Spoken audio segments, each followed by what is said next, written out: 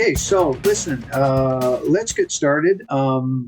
This is Phil Dellio again for, I guess, this is now officially a series here.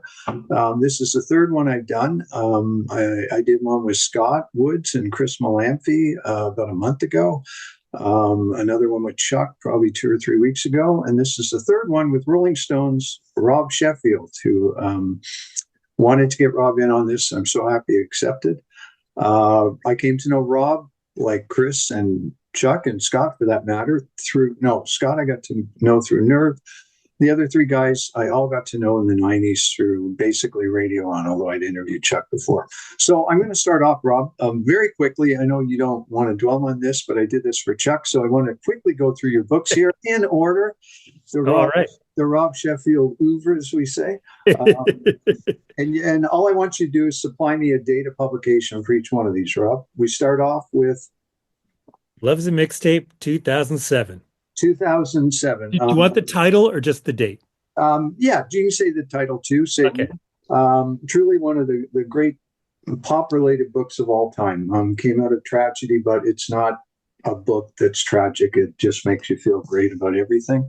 And then we go to the follow-up. Oh, so by the way, the first one, Love is a Mixtape, is about something I used to do all the time, fall in love and make mixtapes. The next two are about things that I've never done even once. So the second one is Talking to Girls About Duran Duran, 2010. Yeah. Okay. I never subtitled One Young Man's Quest for True Love and a Cooler Haircut. There you go. Not once in my life have I spoken to a female. I've barely spoken to males about Duran Duran, but definitely never a female. I would like to, if there are any females out there that want to talk about Duran Duran, but I never have. Third one, something else I've never done. Karaoke. Oh my God, you would love it. This is Turn Around Bright Eyes, 2013, subtitled The Rituals of Love and Karaoke. Yeah, I've never karaoke'd. I've sang in the shower. I sing in the car all the time, but never done it. This one, I telling you, I came to this, and I think, I don't know whether Rob was forced into writing it faster than I read it, but right on the heels of David Bowie's death, I guess you were commissioned to do this, and an excellent book. It really brought me around on David Bowie. It's on Bowie. That means a lot to me. Really on did. Bowie from 2016. This was started literally the night he died. I know. News came at 2 a.m, and I just started writing. And how fast did you write it? 3 months, which 3 is months. Okay, insane. Yeah, like wow, that is fast. And then the one that has broken a new star onto the pop scene. Rob plucked her out of obscurity here. Go ahead. I predict great things for this young woman. Heartbreak is the national anthem. How Taylor Swift Reinvented Pop Music, 2024. There you go. I read it, Rob. I bought a copy for Scott for Christmas. I was going to buy a copy for my Taylor Swift mad daughter of my goddaughter, but she's in grade 5, and there are a few bad words in here and there, I think. Yeah, so we'll get that for her in 2 or 3 years. She was at one of the third of the 6 Toronto shows. Oh my gosh! Yeah, so I heard so much about all those shows. And there's a book in the middle there between Bowie and Taylor. No, there's Dreaming the Beatles. Oh God, Rob, how did I forget that? Yes. You know why? Because I have 2 copies of Love is a Mixtape, and I assume that was the end of it. So. And of course, Streaming the Beatles, which, there's 1,001 Beatles books out there, but I don't think there's another one like this, which is sort of, how do we think about the Beatles today? Right? Is that a fair? Thank you. Yeah. A guy I met at a show, I hadn't met before, but he just started talking about the book, and he said, it's kind of a history of the Beatles, which I love that, because the subtitle is Dreaming the Beatles, the love story of one band in the whole world. And it's basically about the 50 plus years the Beatles have broken up, and the world is still madly in love with them in ways that are mysterious and fascinating and beautiful. I know, which always fascinated me as a teacher. As I've written, you could play Elvis for kids, and there was a bit of a gap, or Chuck Berry or anybody from the 50s. The Beatles they connected with, or at least they did when I was teaching full time, as time goes on. And actually, I've quoted that, paraphrased that title at least twice. In the new book, I say something about dreaming of Kurt Cobain, and I know I've used it before. It's just a great idea. And just very quickly, we are here to talk about videos, which connected to a book that I published a couple of months ago now. Fantastic new book that I completely love Thank that you. has Wow. been waiting to be written for so long. Well, It's amazing. But nobody's done this until now. I'm glad it was you. okay, thank you, Rob. When we get to your circa 1985 video list, I thought there was another book to be written about this, a very different book than this one here. It's called We Don't Want to Know. 51 brackets or 52 because REM has two in there, but it's really one video. Music videos that should never disappear. Okay, so Rob, we're just going to basically use the same format as the other two. And, I want to hear you on this stuff. And we started off with just, and I'm going to guess, I always like to guess what these answers are going to be, sort of like, what is your own history with music videos, Rob? If anybody was there for like the day that MTV debuted, I'm thinking it's you. I really have a feeling you were there right from the beginning. Absolutely. I could not have been more primed for it as a kid. I was 15 when MTV went on the air, although it took a few months for it to arrive in my neck of the woods. It wasn't widespread until 82, which was when it really started to have an impact. And it could not have more had an impact on my world since I was a teenage 80s new waver. And I was a kid who was crazy about all these new bands from England. And the fact that suddenly there was this music channel that was playing music video 24 hours a day. And because they had 24 hours a day to fill, they played everything and much rather been playing Journey and REO Speedwagon and Springsteen. But this supply wasn't there to fill the chain. They had to play all this crazy stuff by all these arty pretentious twits from England who totally, and I was so in the demographic for that. So the fact that this database for music, I wasn't using the word database yet. I don't think anybody did, but all this music was there and you could watch MTV for half an hour and see all these crazy new bands, these new artists, these new ideas. And it was super exciting for me. Were you setting the VCR like Chris was? Well, the VCR entered my life a couple years later. My family got a VCR in 85. And needless to say, the first thing I did with it was pop in a tape and tape MTV overnight for 6 hours. And I was working on those MTV video compilations, some of which I still have kicking around on video cassette, since I still own a VCR. I'm like that kind of discontinued media file. And but for me, the essence of the MTV experience was watching it and thinking, see what the next one is, see what the next one is, often with friends, but often with myself, sometimes with my sisters, sometimes with um, friends from school who had the same passion for music. But there was always the thing of if you didn't like what it was, wait to see what the next one is, see what it is. That was the idiom, see what it is. And MTV really encouraged that kind of enthusiastic curiosity, see what it is about, you don't know what song is coming next, what artist is coming next. I wasn't watching when MTV debuted, but the way you describe it is very much how I would describe, Top 40 radio in its first classical iteration, which to me lasts until I pick up on it in the early 70s. But certainly in the mid 60s, you would turn on Top 40 and it was, see, if you don't like this, see what comes next. It'll be something unlike anything you've ever heard. And you evoke that so perfectly in your most recent book before this one, your American Pie book, which I completely love in terms of a book written about an entire song, which is a relatively new genre for like writing like an entire book about a song. But that is to me like the absolute top of the class that you go all the way into this history of the song. But I love how you go into the experience of hearing it as a little kid on AM radio in the mix of all these crazy sounds that are showing up side by side on AM radio, whereas this song sort of aims to contain them all and contain the history of them all. Yeah. Like to, like the Buddy Holly and Elvis and doo-wop of the 50s to the ABBA and Mouth and McNeil of the 70s. Yeah, it is actually kind of caught in between the two things. I was just going to say, I'm glad you read it. I added your quote ended the first when I uploaded it. I can't remember what order I did them in, but it was Greg Shaw, Lester Bangs, Marcus, and you. Scott alerted me to something. I re-uploaded it with a fifth quote, which is just great.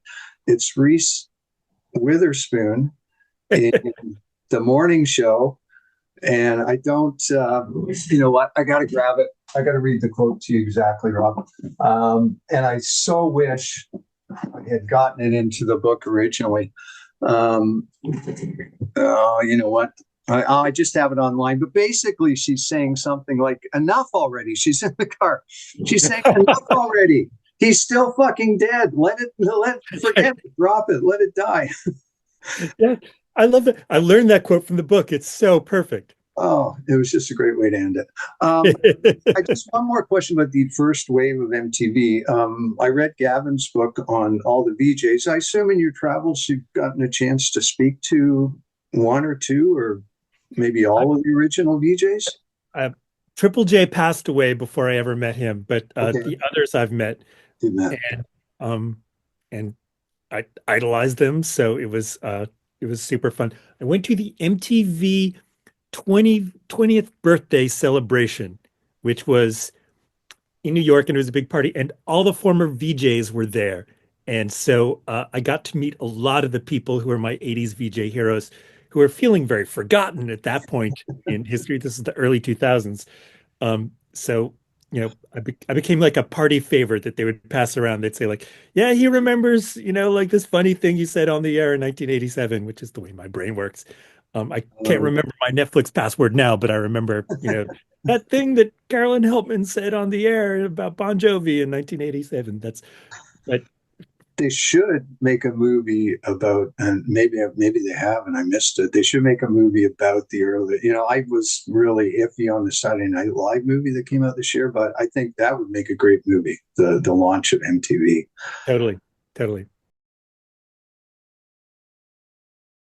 Um, okay, so the second thing we talked about, and feel free to start naming actual videos. We are going to get to your favorite videos soon, but the second thing is, when you think about your favorite videos, are there things that, when you step back and look at them, that link them? Chuck mentioned for his, he had a list of 6 things. It was like dancing, humor, color, and there were 3 other things, and one of them he made up on the spot. Is there anything that could, because I was thinking as I watched your list, from Why Music Sucks. The thing that links those for me is they were kind of why Beavis and Butthead was invented, because I'm sitting there watching them with my best. I don't know which was the dumber of the two, the guy that hardly spoke, and I'm just looking at them like slackjaw, and I don't know what to say or what to make of them or what's going on. Is there anything in your mind that links your favorite movies, favorite videos then or now? Well, I would say 4 words. I'd say humor, energy, enthusiasm, and probably foremost, personality. I'd like personality in a video. Um, I don't need special effects. I don't need finesse. I don't need, you know, plots or stories or anything. But the idea of it being a star or a performer, a charismatic performer projecting that charisma. For some reason, personality is absolutely key. There are lots of like perfectly good videos that don't feature the band or the artist or their personality that much. Somewhere they just don't even appear, and that's fine. But to me, and because you mentioned specific videos, one that always stands out to me as the platonic ideal of a perfect music video is Van Halen Jump. Now, as everybody knows, Van Halen didn't even have a director for this video. People were calling up saying, who directed this one? Who made this one? Nobody did. The band just rented a rehearsal space. They put a camera on a block, on a table, something. Like it didn't move. And they just did their goofy moves, like dancing around, miming their instruments. According to legend, the whole budget for the video was $600, and most of that went to beer and chips. They just knocked it out in a few hours of being goofy, and yet it conveys their personality, their humor, their vitality. it lets you know in 3 minutes whether you would or wouldn't be a Van Halen fan, which I like. I like efficiency. I like, here, if you're going to be a fan of this band, you'll know in 4 minutes or you won't know. Either way, whether you're a fan or not, you'll know in 4 minutes. To me, Jump is the platonic ideal of that. And I was already a Van Halen fan when I saw it for the first time. But to me, that is, if somebody was like, what is Van Halen all about? That video is what I'd play. I had a great time playing it on David Lee Roth's birthday a few months ago for like a series of middle school classes. And yeah, I mean, I think they enjoyed it. It was fun. And, you know, Van Halen, I don't know if I came to them through videos or not, but I love a few Van Halen videos before they, you know, changed their singer. Yes. Pretty funny in different ways. I always remember that thing that Marcus wrote on Jump. He said that, you know, he loved it. He said that one day some guy will be contemplating suicide. He'll be up on the top of a building, and at the last minute, he'll think of the chorus and he'll smile and he'll get down. I love that. I love that.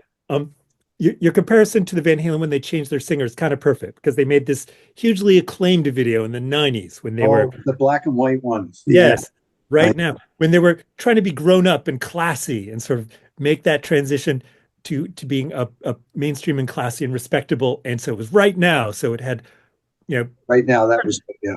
Yes, all these special effects, all these, you know, really like well done exterior shots and mottos on screen like Right Now is about, you know, accepting the moment or whatever it is. You know, right now dogs have it good. Right now, you know, some of them witty, some of them profound. You know, like right now no one is immune from loneliness. And yet, you know, only glimpses of the band. And I was like, well, where the hell are Van Halen in that? Even Sammy Hagar would be more fun to spend 4 times with. And it cracks me up that, and of course, they turned it into a soda pop commercial for one of the big brands of soda pop. And I'm not going to product place their name, constraints, but it looked exactly the same. You could turn this into an ad for anything, and it looked exactly the same. It looked great. It was great, but it wasn't Van Halen. And it's funny when you think that the budget for that video was probably several thousand times the budget for the Jump video. And yet Jump is one that you see it once, it stays in your soul forever. And that to me, the contrast between those two videos sums up what I do like and don't like about music videos. Yeah, it was Paulina Portsakovan Right Now. There was a famous model in it, I think. Or no, you know what? I'm thinking of a follow-up video to that one. It came out one or two videos later. They had a famous model. Okay, so another question, and you know, I have strong feelings on this. Does it start with a song for you? Can a great video be made from a mediocre song? I think, you know, I'm sure we could name lots of great songs that were turned into mediocre videos, but can a mediocre song be turned into a great video, or is there a ceiling on how good or how great it can be if you don't love the song? Yes. I believe firmly that you can make a great video from a mediocre song, and I'd even take it a step further. I'd say a great video can turn a mediocre song into a great song, or at least a good song. A great example, a song from the 80s that you will still hear on 80s themed radio all the time. If you listen to any of the Sirius XM, like the 80s on 8 channel or the First Wave channel, like any 80s themed radio thing, you're going to hear Tracy Ullman's They Don't Know, which is, I mean, you hear it on the radio and you smile partly because you're thinking of the genius video that she made for it. If that video didn't exist, would we remember that song and smile? Would it still be in heavy rotation? I would submit respectfully not. I mean, it's an adequate song. It's fine. She does a fine job singing it, but the video made it a good song. The video made it a great song. That's why we remember it today. That's an interesting example because I do have that in the book and I absolutely love it. And I'm thinking now, my first exposure to that quite likely was the video. I don't think I wasn't paying much attention to the radio then. So I don't know. I never had the experience of hearing that song on its own. I love the song. I still love it even after having heard the original. And I like Kristen McCall's original. But now I do have to question the possibility that maybe I wouldn't like it as much if I hadn't seen it via the video. I'll never know. We'll never know. It's part of the performance. Something Peter Schilling says in this book, which I'm holding because until your book, it was the best book on music video. It's the Rolling Stone book of Rock video. rock video. Never seen Yes, from 1985. A great book, a that. phenomenal book. Um, I say this as somebody with a very long affiliation with Rolling Stone. I have no idea what the hell this book had to do with Rolling Stone, if anything. The writer was not a Rolling Stone writer. Nobody I've asked, any of the old timers, had no idea what this book was or how it happened. I fiended for this book. It was absolutely great. But Peter Schilling has a great line in it, and this might be the only time I quote the wisdom of Peter Schilling during this conversation. He, of course, was the guy who did Major Tom, like the yes. And he said, a video isn't a substitute for the song. It's a performance of the song. It's not a replacement for the song. It's not an ad for the song. It doesn't change the song. It's a performance of the song. And a great performance of a song can make it great. Another example, maybe even extreme, compared to the Tracy Ullman, They Don't Know, a song everybody knows and most people love, I think, Aha, Take On Me. Now, would that song have been a hit without the video? I think it would have been a hit. I think it would have been a minor hit, though. It would not have been a top 10 hit. It certainly wouldn't be a hit that people are talking about and remembering 40 years later.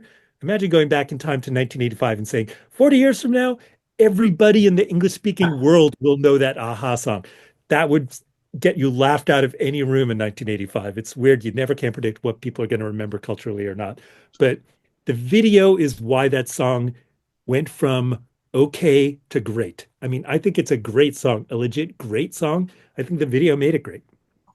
Yeah, it's one of the videos, probably if you had to say which half dozen kind of came out of that era and are still remembered, that'd be one of them.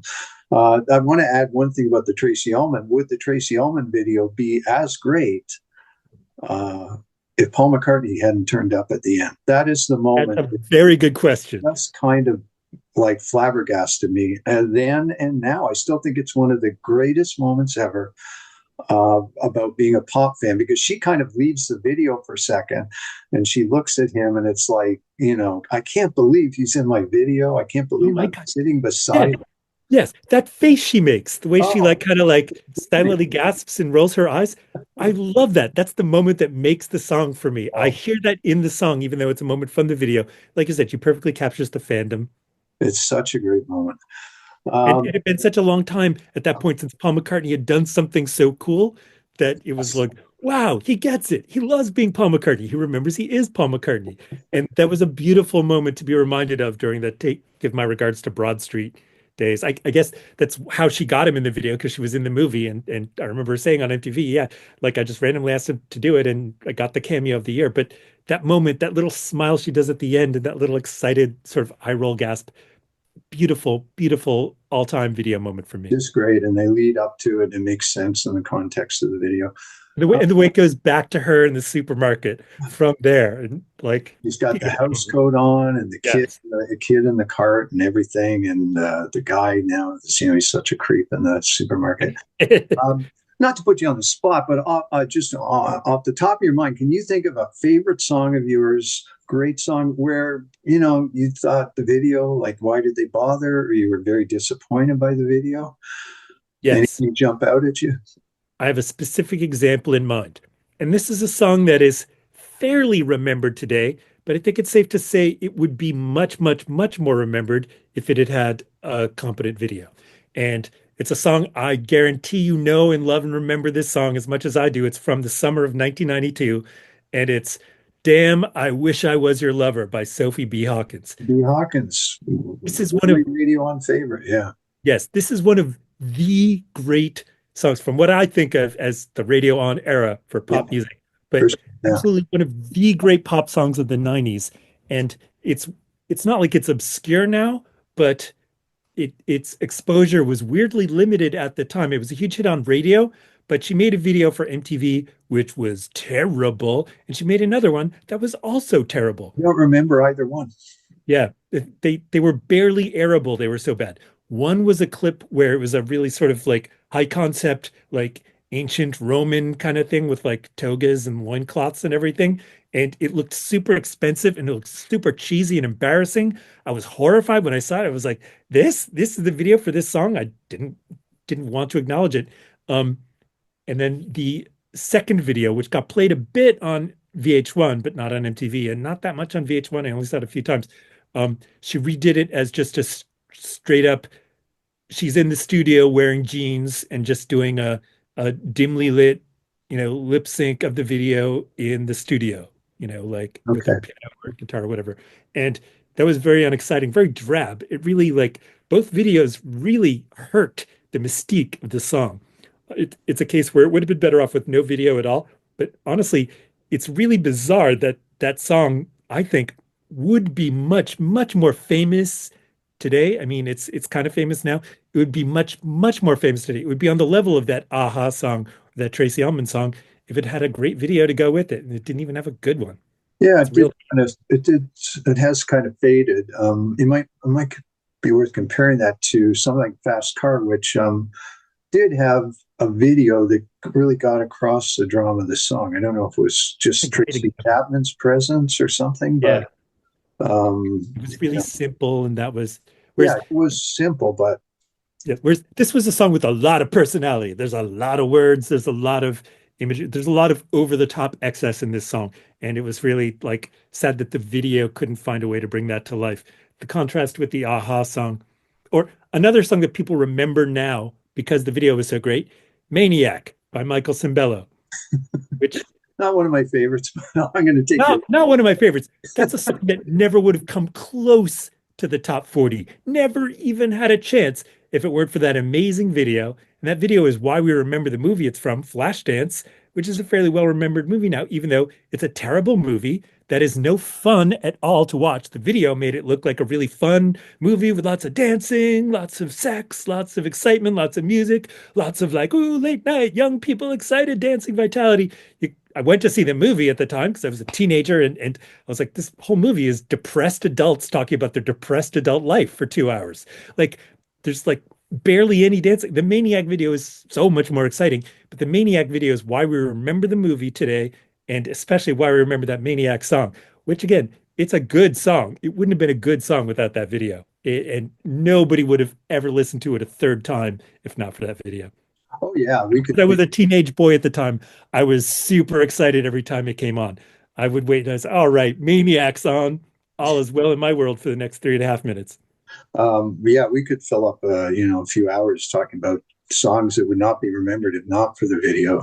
Yeah. I don't know if this qualifies. It's really kind of a blip, but I was thinking I had reason to think about Lisa Loeb the other day, and I think her video. You had guys like me falling in love with her, and I think that made that song. I don't know what if that song. I know why I was thinking about it now. I was watching something on TV, an Anna Kendrick movie where her and the other two actresses were singing Lisa Loeb's "Stay."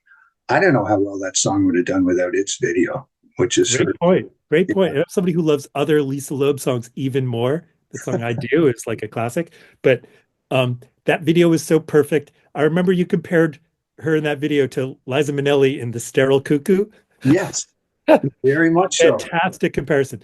Um, but and also I love that's so funny that we've talked about both these artists because there was just a photo that was circulating this week of a 90s cruise that is currently probably on the seas even as we talk. And it was a photo of Sophie B. Hawkins with Lisa Loeb. And I was like, Lisa Loeb made the smartest eyewear decision in music history. Like anybody in the world can identify Lisa Loeb because of her eyewear. And if she wants to be anonymous, she could just put on any other kind of glasses and walk down the street and nobody's gonna like sing stay at her. But Yeah, I like, got to get on this cruise. I got to get. yes, yes. Why are we Um, not there? Um, but yeah, that's a great example of a song where it's got a mystique, and the mystique, so much of that comes from the video. okay. So listen, we got under 10 minutes. Let's go to your favorite videos. Now I'm going to get a more recent, not list, but just some more recent favorites. But Scott did dig up your. How old were you when you wrote that for Why Music Sucks, Rob? You're Yes, I listening. was in my I was it was just recently. I was just in my early 20s, Okay, just like a recently. couple months ago, I think. So very quickly, and I took the time. I watched them all. Well, I watched about 3 minutes of every one of them today, Rob. Most of which the first time I'd seen them, other than a couple. Number one, actually, let's do them in reverse order. Number 10, Spandau Ballet's "True," which I knew that one, and turns up. I think that's the song they play in "Perks of Being a Wallflower" before they get to the great Dixie's "Midnight Runners" scene. Number 9, ABC's "Poison Arrow." I knew this song. I don't know if I knew the video. Number 8 was completely new to me. Styx's "Music Time." What? How is this the band? How is this the prom? Come Sail Away band? Like, this is some crazy new wave band. I love that. Yes, it was where they said you thought Mr. Roboto is really synthy and boppy and new wavy. We're gonna up that completely. And you can also see this is where Styx. I mean, this video was so perfect. It destroyed Styx because, like, the rock faction of the band was like, why the hell are we like starring in Dennis DeYoung's crazy pop star fantasies? And it's the last time that they ever did anything together. It, like, this video broke up Styx. It was like watching Doug and the Slugs or something. Yes. It's a genius video, and nobody remembers it now. It was like a hit for, like, MTV played it like crazy for about a month, and you could tell the other people in Styx just hated it. Oh, wow. Something else. Yes. Number 7, I'd never seen this, and believe it or not, I don't think I'd ever heard of it. It's the template for "Hot for Teacher," Ebn-Ozn's AEIOU, sometimes Y. What a bizarre video. Like, I was trying to make sense of it at the end because they kept hopping all over. Is this guy, okay, there's that guy and there's this guy, and then she's a teacher, she's here, she's there. What a video. I love that video. I was like, yeah, this is probably what being an adult is going to be like. Is you're just like hanging out in the park and you meet strangers and you start flirting, and then, like, you're talking about the vowels. I don't know how the vowels come up, I couldn't understand the connection to the vowels. It yes, totally escaped me. Yes, mystifying. Number 6, I actually have this album, Mari Wilson, "Just What I Always Wanted." I thought of all your videos. It was sort of, I don't want to say conventional, but it was the one where, okay, that seems like something you would have seen on MTV. She's all, glammed up and out on the town. She's got a great bouffant. This is a classic case of a few months later, Cyndi Lauper came along, and it was like Mari Wilson. She was the beta test that got completely demolished when Cyndi Lauper arrived. It was kind of like when REM arrived, and, like, all those bands that were kind of semi doing that, like Wire Train or the Bluebells, or any number of kind of hesitant folk rockish popish bands, and they're like, okay, REM exists now, like we're out of business. I reviewed a Wire Train album. Wow. I love that band. I still love that band. I still play those records, let me tell you. Same with the Bluebells, but it was kind of a thing of, like, they were reaching for something, and REM was like, yep, we're doing it perfect. And the same thing, Mari Wilson, like, once Cyndi Lauper came along, there was just no possible way for Mari Wilson to make a splash. But I love that video. Number 5 was, we'll round up a bunch of great looking models and make a video. Ian Hunter's "All the Good Ones Are Taken" song. I didn't know at all. I kept watching this. It's so weird. Ian Hunter, my version of what he looks like is on the cover of the Mott, whatever album has yeah. Which is not the guy in this video. I kept saying, is this an actor? Is Ian Hunter famous enough that he can have an actor playing Ian Hunter? Well, and it's like Styx, that it's like, wait, with this prog rock legacy, and there's this thing that has nothing to do with that legacy, and you're watching the video, and I was dimly aware, okay, this is the guy who's saying "all the young dudes," but, like, you watch that video now, and it's like, wait, what? This guy has a lid. This is the guy who's saying, not just "all the young dudes," but he's saying, "I wish I was your mother," and the Ballad of Mott, like Brain Capers, all this, like Memphis and all that. Yes, wow, it's a totally different move. 3, another on the slightly more conventional side. And I'm not disparaging the videos. I mean, I just mean compared to some of the bizarre craziness of the other ones. Kim Wilde's "Kids in America," and I sort of vaguely remember the song. I know it was a big deal at the time. Oh, that song, it's still a big deal. That's one you still hear all the time. That's one of the songs, unlike the other ones we mentioned on the list, except maybe "True" by Spandau Ballet, that still has young fans who have no idea it's an old song. There's a lot of that with 80s music. Okay. It's still in circulation. And something about this whole list and MTV Memories in general was this was long before YouTube existed. So I was writing this in the early 90s or late 80s, and there was no way to have seen none of these videos. Some of them I hadn't seen in years. Some of them I probably hadn't seen in 5 years when I wrote this, and had no prospect of ever seeing them again in my lifetime. So the idea of being able to go back, so these are all from memory. So these are all the videos that haunted me with an image or a personality. And so it wasn't like you go back and watch like, wow, this is Ian Hunter being really silly. YouTube's a godsend, I know. If you're interested. And at the end of the video for the big moment, he takes off his shades. And I was like, oh, I didn't realize what a momentous occasion that was at the time. I thought, like, yes, of course, he takes off his shades at the dramatic moment. I didn't realize this is the first time in his entire career Ian Hunter's taken off his shades. Like going back to the Saturdays Kids years. Like, good times come to me now. Good times come to me now.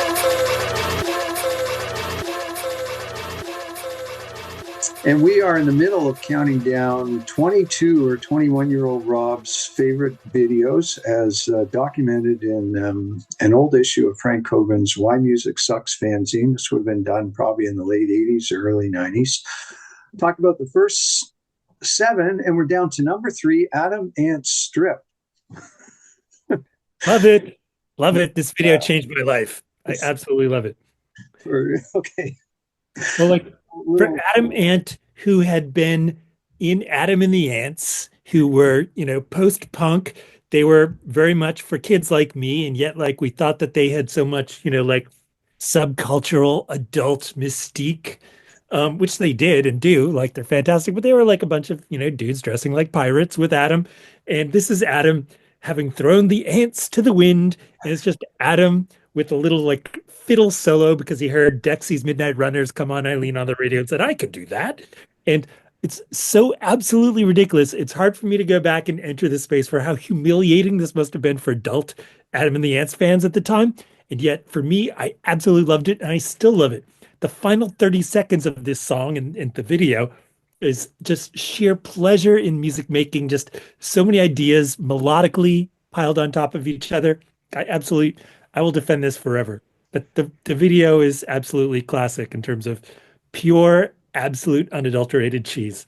Where does Tenpole Tudor fit into this? Because did he go on to make his own version of, his own kind of break from Tenpole Tudor? I guess so. Yeah, it's that kind of, is it Alice Cooper the band or Alice Cooper the singer?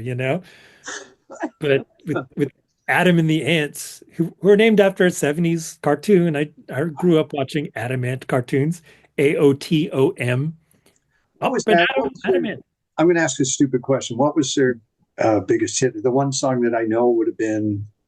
Well, it would have been Goody Two Shoes. Goody Two Shoes, okay. Which is another Adam Ant. That was the first album after he got rid of the ants, and it was just Goody Two Shoes was Adam Ant.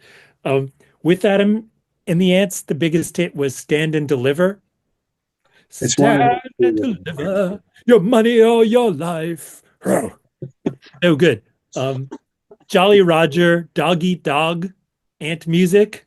Ant Music. I think Ant Music is the one that I know. Like the jukebox and do us all a favor. Great song. Okay, now number 2. You're going to be shocked, Rob. I never heard the song, not even once until today, even though I've been making jokes about the band for years. Kajagoogoo's Too Shy. Kajagoogoo became for me like Wishbone Ash, the Beat Farmers, Doctor and the Medics. They were just like a foolproof punchline to any kind of joke.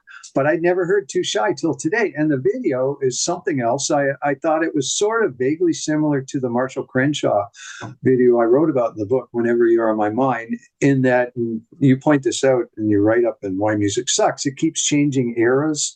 Linked by this one woman. It goes from the 40s to the 60s to, I guess, modern day. The 80s, yes. The modern day, the 80s. The modern day. The now. No, the modern, yeah, the right now. First, it's like a World War One, like World War II. It's like, welcome home, boys, lads, like dance at the hall. And then the 60s, they're all hippies, and it's all groovy, and there's incense and peppermints. And then the 80s, it's octagonal drums. It's a prom. Yes, you mentioned the octagonal drums in your write-up. It's a prom, though, right? I guess it's a prom. I thought it was, a like sexy young adult gathering. Okay, I thought it was a prom, which made me think of all the prom movies I've written about in the past, Stranger Things and Romeo and Michelle and all that. It looked like there was a sign hanging that made me think it was a prom. I don't know. Could be. I like the song. And Lee Mall went on to a solo career, I think. Kajagoogoo's Sure did. Sure did. Boy, believe me, I actually own Lamal solo albums, and I'm not ashamed of it. I own all of Kajagoogoo's album, which admittedly is just one, White Feathers, but it's a masterpiece as far as I'm concerned. Kajagoogoo, they make a great perfect headline because everything you'd assume about them from their name is 100% true. Like anytime you've used the name as a punchline, which you've been doing, so we're doing that in your first book, in I Want to Be Sedated. I made reference to them once or twice. That's how you delineated the 70s from the 80s. You were like, this is where Kajagoogoo say hello and we say goodbye. But that's what makes them a perfect 80s punchline, is that every stereotype you might assume about them from their name is 100% true, or from their look. Honestly, everything about them, as David Byrne would say, this is why first impressions are often correct. It's like everything you'd assume about a group calling themselves Kajagoogoo is true. Oh, amazing. And then we get to number one, which again has been a kind of a running joke with Rob and I for years. Haysi Fantayzee, Shiny Shiny. I actually own the 12-inch, which I bought in the States. I think I might have been visiting Chuck at the time. I found Shiny Shiny, bought the 12-inch. It's a crazy song. The video is something else. My intention when I started tonight was, and I forgot that you can't pick your own backdrop in Zoom. You can do that on Google Meet. I was going to have me here in front of Haysi Fantayzee in the background. Just a bizarre video. My two favorite moments are, needless to say, I caught a very quick, almost subliminal still of Nixon turns up. And I think Reagan, I think he's with Reagan. Reagan's head is blocked by one of the Haysi Fantayzee people. Yes. And the other thing is that great moment where he's doing the guitars, playing the guitar solo. He just throws the guitar away. It was very Sex Pistols like.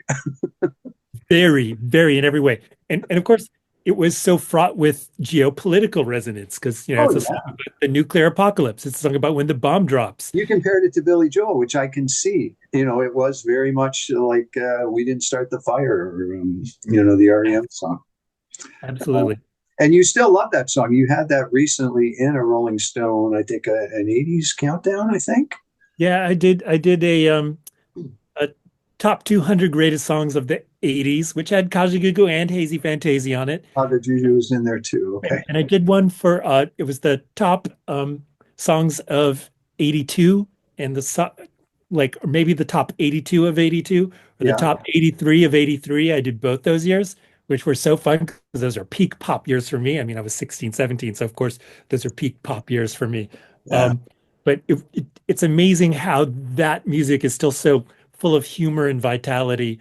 And was Shiny Shiny like a radio hit anywhere? It was a tiny alternative. The word alternative hadn't taken off yet. So it was what was called rock of the 80s.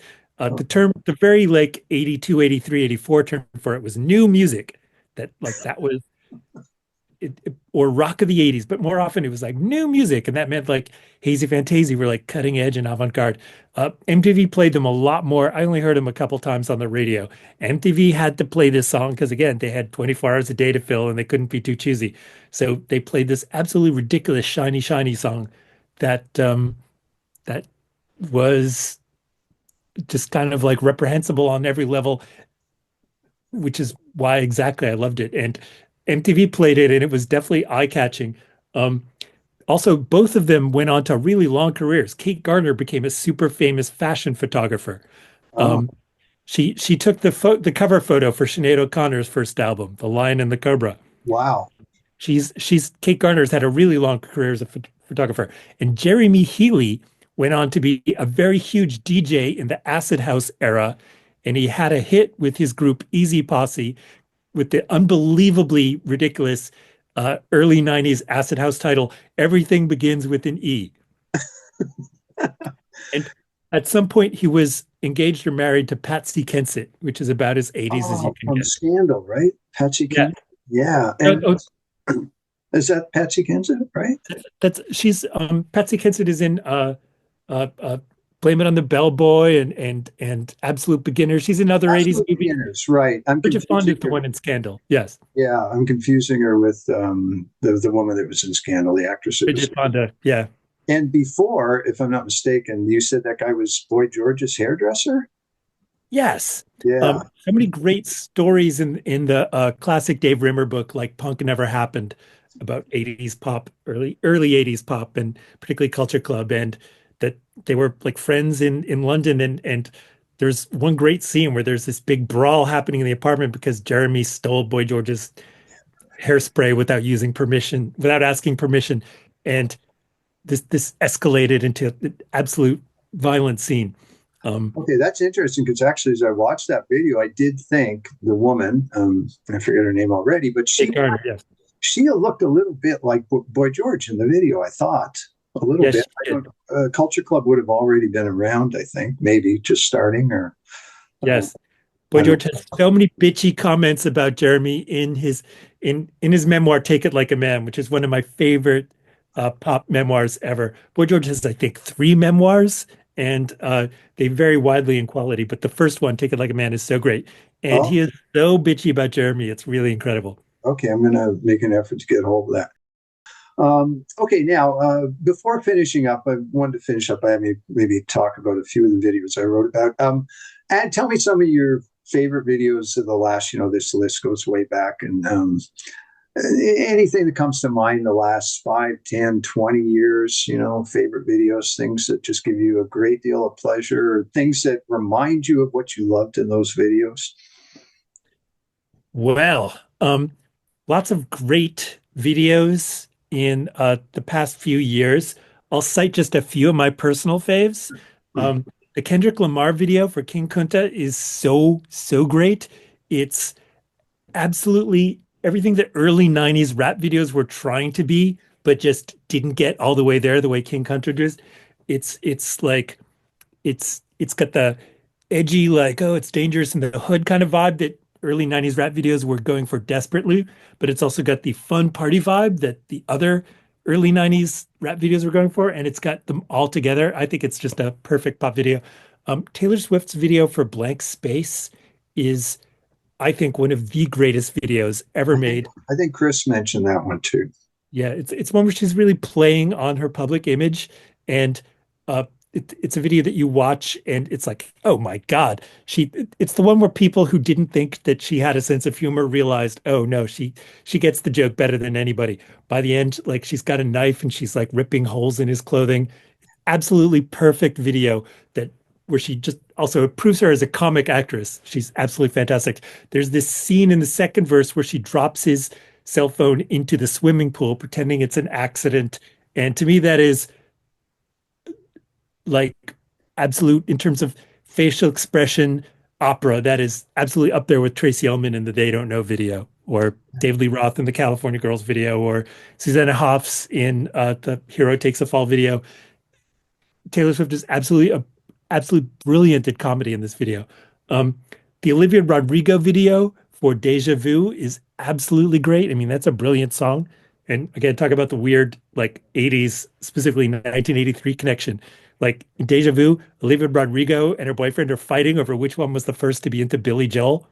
And she's like, no, no, no. I was the one who was into that. I taught you Billy Joel. And they're fighting over Uptown Girl. And which I think of as a very famous song. And it's so funny that song was released in 1983 as Billy Joel singing basically a homage to the 50s, early 60s pop that he grew up with. And he's aiming it at 80s teenagers like me. And, then 40 years later, Olivia Rodrigo, who was born in 2003, Yeah. um, is is having a song where it's all about her and her boyfriend fighting over which one was into Billy Joel first and which one was the first to be into Uptown Girl. And to me, that is absolutely beautiful. That's the whole time machine of pop music right there in like in one chain. Yeah, I love stuff like that. Okay, so those are three recent ones. I got to, I kind of tuned out the last few years. I've seen some prominent videos, but I'll certainly make an effort to watch all of those. I did. Chuck got me to watch the full-length video for Taylor Swift's, the song that replaced American Pie. And, Yes. my feeling was I liked it more than I thought I would. I didn't like that she stopped it in the middle for that argument. And I think part of it was that I just come out of seeing Nora. It was like 2 hours, or at least that's not true. The first 40 minutes I liked. And then it was an hour and a half of watching people snap, and snipe at each other. So I guess I just wasn't in the mood for that. But I was certainly impressed that she directed it. I absolutely love that. It's funny because an argument that I used to have with Chuck all the time was I was really kind of I have to admit, I was kind of a purist about, I didn't like to have spoken word dialogue in videos. I thought that detracted from the songness of it, from the pop of it. And like Chuck was like, no, that can make a video much better. And he was absolutely right. And this is a great example of that. I love that. And I love how it's how emotional it is, how ambitious it is. I absolutely love it. Okay. So just to finish up, Rob, again, through talking, to you and Chris and Chuck and Scott to a certain extent, I think Scott's probably a little bit closer to me. I realize that I do approach video in a very different way than you guys do, and most people do.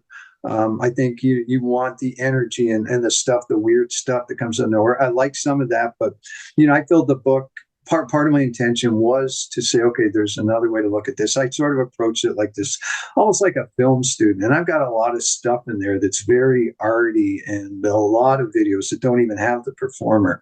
I'm just going to pick out a few that I know you will have seen. I won't pick out more obscure ones and just sort of sound you out to see if you have any thoughts or remembrances of these ones in particular. Sinead O'Connor's Emperor's New Clothes. Love that video. Of course, I love Nothing Compares to You, but there's something about that video that just knocked me out then, and I just continue to marvel at it.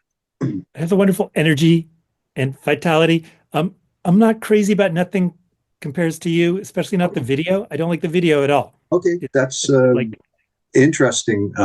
That's very interesting because that's an unusual break with most people. I did love it at the time. It just struck me. It's kind of conscious of film history and Passion of Joan of Arc and other things. The screen tests, I think, a little bit maybe in the background there, but go ahead, talk about that. Yeah, Sinead O'Connor, Dreyer, like it's kind of an interesting, the Passion of Sinead O'Connor. I don't think she has the Falconetti presence to pull off like that kind of close up. That video I just thought was really like demanding an emotional response that the performance wasn't summoning, that it was basically presenting itself as more solemn and profound than the song seemed to call for. When it was, a pretty sticky way to do a music video. Emperor's New Clothes. I love how unexpected it is. It's a weird assortment of people in the room. They're not like young, be in a music video. Yeah. Like it's a really fun bunch of people who like do not fit into who you'd expect to see in a music video in 1990. And it really captures the sort of bewilderment at the song. Like you said, it's jumping around all the time. Yeah, and there's a real disconnect between her and I don't know that you ever see her share a shot with anybody in the audience. It just says these random cuts to people in the audience. I could be wrong there, but it's like it's two videos. It's her dancing and close-ups of her, and then there's the people in the audience, and there's such a weird disconnect. Now, I grouped these three together again, almost making fun of myself or these two together, making fun of myself, saying, isn't video supposed to be fun? So I had Devo's The Day My Baby Gave Me a Surprise and XTC's Life Begins at the Hop, which are just, if yours define new wave or new music circa 82, 83, those two capture, and they're both pre-MTV, captured new wave 78, 79, and they're basically a version of your Why Music Sucks list dialed back about 3 years. I love both of those. I love those. I like that energy, the sort of low budget, we don't need, there's Very something low budget. Like punk rock about that, like we don't need, we're not making a film here. We're just doing a fun performance. And that sort of verve of, yeah, we don't need a lot of props. We don't need a lot of budget. We don't need anything. We're just going to go for it. It's like the Van Halen video that I was talking about, but at an earlier level and an even lower budget. Yeah, yeah, the videos and those ones. I don't know if they cost a case of beer or whatever, but yeah, I don't know if you would have seen this. I did pick a few homemade DIY user uploaded videos. And I know we both love Liz Phair's divorce song. If you ever get a chance, watch the video that I included for Divorce Song, which is just some guy who shot, I don't know if it's his girlfriend or just a friend, on a rooftop. And it just fits the song so perfectly for me. And surprisingly, I always thought it would have been taken down from YouTube, but it never has. I love that the fan videos are so often like absolutely top notch. Someone did one. Now, this is going back a few years. This is going back to 2006. This is the Go Team. Oh, I had the Go Team on a couple of year ends, I think. Yeah, I like them. Yeah, love them.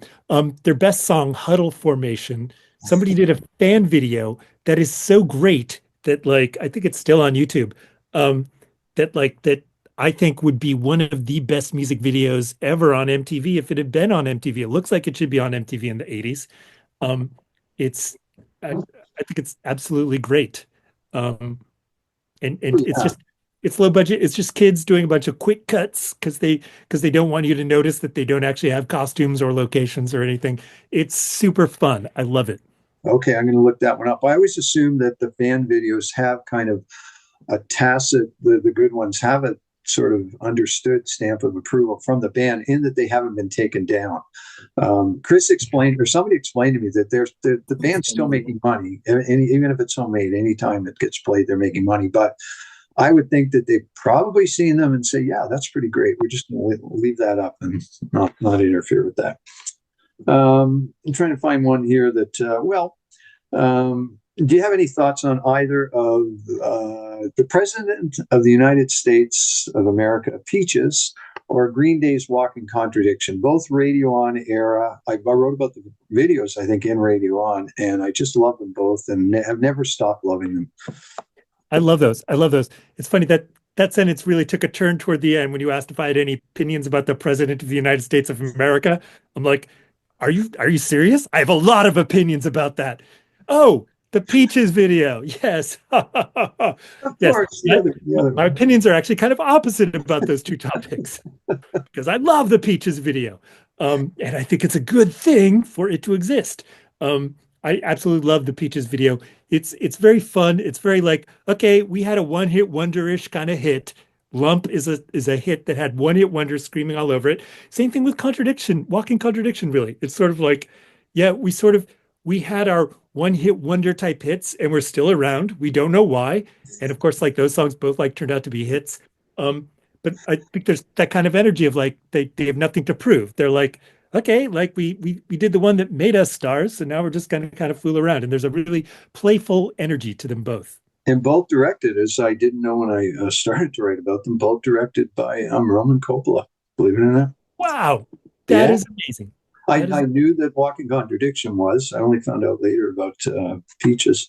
That Go Team video, I will send you the link. The name is Claire Beveridge, is the fan who did it. Sometimes homemade ones can be a little hard to find. Sometimes to hide them, they put them under other names. But yeah, please send me the link. Claire Beveridge is her name, and she did it for a high school project. I'll send you the link, but yeah, I think this is one of the best music videos I've ever seen.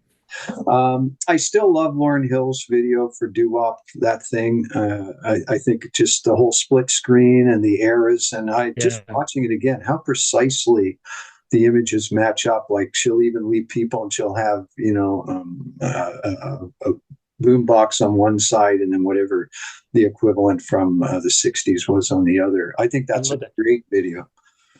That's kind of like that Kajagoogoo video we were talking about, where it's like era to era and the different eras juxtaposed. Yeah, it does. I hadn't thought about that. There are a few videos I came across that do that.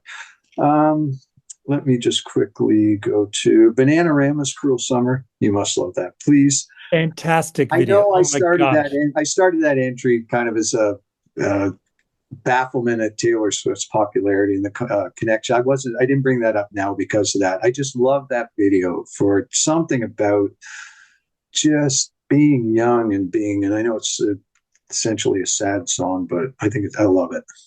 But yes, and I love that too. And I love that energy. Particularly they capture the energy of like young and like being cool girls who don't care. They're Oh, not trying very hard. And that's how they achieve their beautiful. My favorite Bananarama video, which I think is like an absolute classic. It's Cheers Then, which is it's they're sad. It's early. They're not harmonizing. They sing unison. I love that about them. so that's Um, still pre-Venus, right? From before yes, Venus. Okay, so yes. I know I have the song. I'm just it's not ringing a bell offhand. Cheers Oh, Then. It's weird. They're basically they're visiting where The Sound of Music was filmed, and they're reenacting some scenes. But because I hadn't seen The Sound of Music since childhood, since I was old enough to avoid seeing it, by basically, I didn't recognize those scenes. So I thought it was so clever, and it is clever. But part of it is they're they're doing some jokes that are for Sound of Music fans. But it's a really beautiful performance of a really sad Bananarama song, like Cruel Summer. It's kind of thing where like they're doing this song and they're really sort of they're so not trying to go for like big emotional effects that it makes it more understated and powerful. okay, I got to look that one for sure. Always love their videos.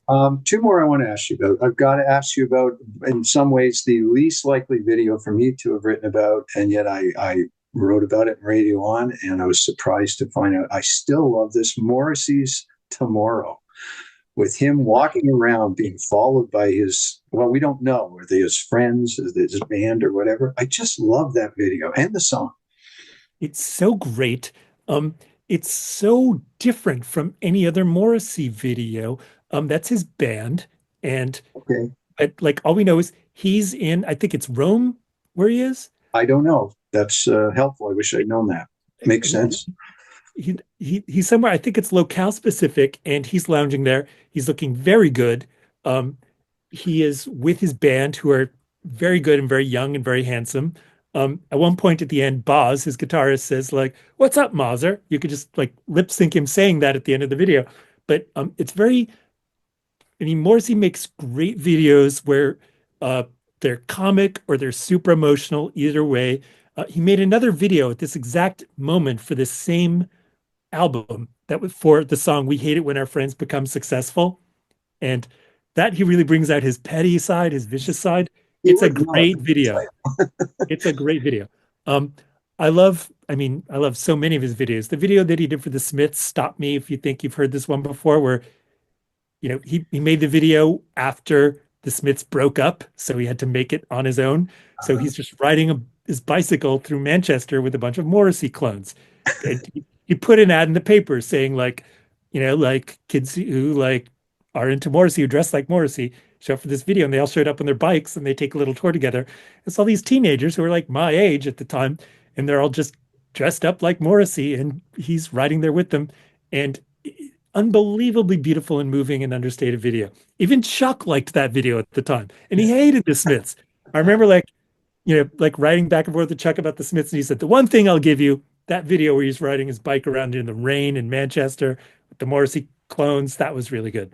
Oh, I But got to look that up. Did he make another black and white video like Tomorrow? that's a good question. I think it's the only one that's really like that. Tomorrow it's got a really unique sort of glamour. Also, MTV played it like crazy. It must, Um, because I used to, I became very familiar with it. yeah, it's Or when I fantastic. say I'm talking about Much Music, the Canadian equivalent. Yeah. Yes. He's just such a great performer in that video, and it's so understated. Um, Well, the it's way that just so weird because, like, I watched the video, I'm kind of mesmerized. What is his relation? Because he keeps looking back. Does he know these people? Doesn't he know them? And then even when they converge, it's very strange. He's still not sure yeah, what the relationship is. Are they meeting for the first time? yeah, I find it beautiful to look at. Love the song and so intriguing guessing what's going on. yeah. It's really, really dramatic with very little dramatic effort.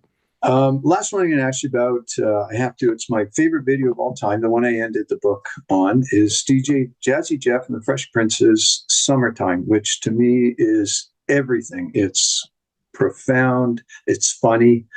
It's not even remotely pretentious. And I've come to believe that it captures a moment just before. I may have only mentioned this in passing, but the more I think about why do I love this video so much, it captures a world on the cusp of the internet and cell phones, and so it's done good things, but it's also changed the world for the worse. And just watching these people and the way they relate and everything, and that was life. That was different than what the world was like 4 years later, and certainly 30 years later. Sure. It's a beautiful video. I love something you wrote about it at the time in Radio On in 1991. You wrote really beautifully about that video then, and said that it was your favorite film since Goodfellas. Yeah, I believe that. It would have been, Goodfellas, just a year old at that point. But it's very relaxed, which so few videos were at the time. There was an effort to make them frantic and hyperactive, like they were afraid of losing the viewer's attention. And wow, this video is not at all afraid of that. It's very relaxed that way. A recent video that it reminds me of is the Harry Styles video for Watermelon Sugar, which is a very similar approach, very relaxed in the same way, and a very similar aesthetic, because that it's summertime and there's some people just hanging out on a beach, and it's a hanging out video. It's very unfrantic. It's very unrushed. It's partly that suits the song perfectly, because it's a song that isn't very complicated. It's just like, just I love the song. Beautiful repeated. And the video is so great. And also it came out right during the pandemic. It was filmed at pretty much the last time you could do a video on a beach with a bunch of people like hanging out on. And there's a little preface to the video. This video is dedicated to touching. May 18th, 2020. And it's like, boy, like imagine going back in time to May 18th, 2020, when it seemed like, oh my gosh, this pandemic has gone on for 2 months. Who would have thought? But the summertime video, and I love how you write about it so beautifully in this book. Thanks. And the tone of it, which is so elusive, and so few videos even try for that tone, and for this one to get it so perfectly.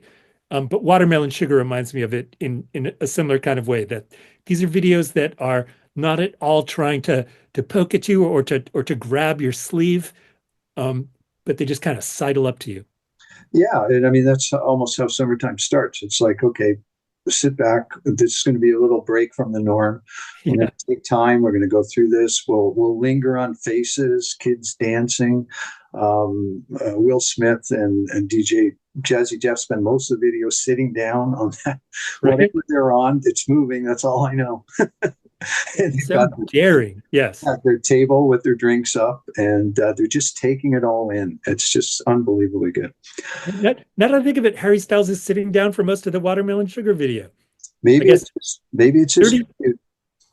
30 years apart, and yet like he wasn't even born when DJ Jazzy Jeff and Will Smith made that video, but just that same kind of vibe of just it shows how you can make a brilliant video just relaxing and letting the personality do its work. And like you said, concentrating on faces and people. It's kind of in the concentration on faces. It's probably similar to REM's great video for, the one where they go into the diner. Everybody Hurts. What's that? Everybody Hurts? No. I always forget the title. I don't know. No, Michael Stipe grabbing onto the truck, black and white. Oh, yes. Man on the Moon. Man on the Moon. It's got the same kind of thing. Best ever. Yeah, where they go into that diner. And I think Marcus even commented on that. And the video is interested in each and every face that passes over.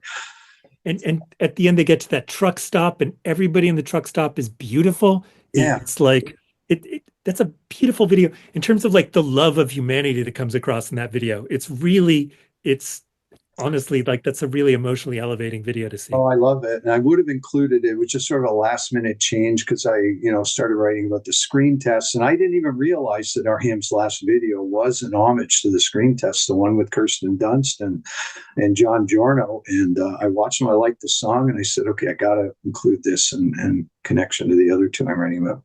Another video I'm wondering if you're a fan of, just because Yeah. of the connection between these videos, but the Massive Attack video. I don't know it. Whatever you're going to say, I have a Massive Attack. I've never seen one of their videos, Rob. I think it's called Sunbeams, Sun Showers. I'm just going to Okay. I'm going to look for it then. No, I've never seen. I have, I think it was Protection, their big record, or Blue Line, Yes. or something. I have one of those two on CD. And, I bought that with DJ. Oh, the guy that Kursagow gave an A+ to. I can't remember. It's all my memories going. Anything that happened. Before Daydreaming. That's what it's called. The Massive Attack is called Daydreaming? Yeah, Daydreaming. Okay. I can guarantee you would love this video. It's like it's like a combination between that REM video, Man on the Moon, with all these, and it's in black and white, I think, and the Summertime video, but with a smaller cast. But I think that's an absolute phenomenal video, and it's like nothing's happening in it. It's just like cool, emotional people in a room having feelings. I think it's one of my favorite videos. Talking about REM, they've made so many great videos. I mean, I love the video they made for it's another one, really. It's the one that was the single that came out of the Andy Kaufman film, The Great Beyond. Great song, great video. Yeah, I love the song, love the video for that. And I mentioned to the other guys, I've got REM in there, but the two who also have done so many videos that I love, that for whatever reason I didn't end up writing about, would have been the Pet Shop Boys and Madonna. Again, we could do a whole separate thing on all the great videos that they've made. What have I done to deserve this? One of the absolute best videos, so beautiful. And again, it's just like so much of it is just their faces. Yeah, West End Girls is great. They did a video for Flamboyant. I really loved it. And that was the one, for whatever reason, I think they may have changed that. And that's why that didn't end up in the book. I love the first video they put out for that. But REM made so many great ones. And it's funny because of their history and how they're perceived. People forget that MTV made REM. Like Radio Free Europe was huge on MTV in 1983. Didn't know that. Way ahead of the radio. Almost all of us American kids who heard them at the time heard them first through MTV, and MTV played South Central Rain in the summer of '84 like it was the biggest hit ever. And that's just that video. Yeah. The four of them standing in a dimly lit room. Michael Stipe is holding the headphones singing I'm Sorry. That video was all over MTV, and that pushed them way more than radio play did. They didn't exist on rock radio at that point, but they were huge on MTV. And because of how they're remembered in terms of their era, they're seen as very much a departure from MTV. But the video they made for End of the World was great too. I mean, that's a great one. Anything like that up to that point, just a kid, doing all this crazy stuff on a skateboard. Yeah, it's so great. So they made a number of great ones before, and I still don't like the song "Losing My Religion." I think that was the video that really got a lot of attention for them, which is very arty and slow and blah blah blah. Yeah. Listen, Rob, I cannot thank you enough. Totally enjoyed this. Just going to show the Taylor book for last time, which it's done phenomenally well. Although I have to brag, Rob, my adopted hometown of St. Mary's has been super supportive. We had a book launch at the local coffee house for 1 week in St. Mary's. I'm convinced that We Don't Want to Know outsold Heartbreak is the national anthem. I sold 15 copies that week in St. Mary's. Now, for you to sell 15 copies of this in 1 week, 7,000 people, I don't know. I think it was amazing. Ahead of that for a week. Well, Phil, I mean, in that book and in everything I write, your influence is so pronounced. You've always had such a huge impact on how I think about pop music, how I think about different eras combining and different genres combining, which for me is the big story of Taylor Swift. Both of those things. Everything I write, just to me, your fingerprints are really very obvious on all of them. Going back to Love's a Mixtape, and everything on. But when I'm writing about pop music and its tradition, its legacy, its iconography, you're always, and the work that you did like with Radio On, but also since then, is such a indescribably massive impact on how I think about pop music and definitely how I write about it. Thanks so much. That means just more than I can put into words, Rob. And, vice versa. Obviously, when I'm writing, I've got Scott in the background and you and Chuck and Frank and, all the people I came up with through Radio On. And then going back to Marcus and Meltzer and all those people, but especially that firsthand interaction I had with all you guys in the 90s. It was great. Radio On was so much more civil than what goes on today. Unbelievable, right? It really was. Like, I just marvel at if people disagreed. It was like a sentence or two, and then 6 months or a year would go by. And now it's like, oh, it's madness out there. Yes. Okay. Very, very different.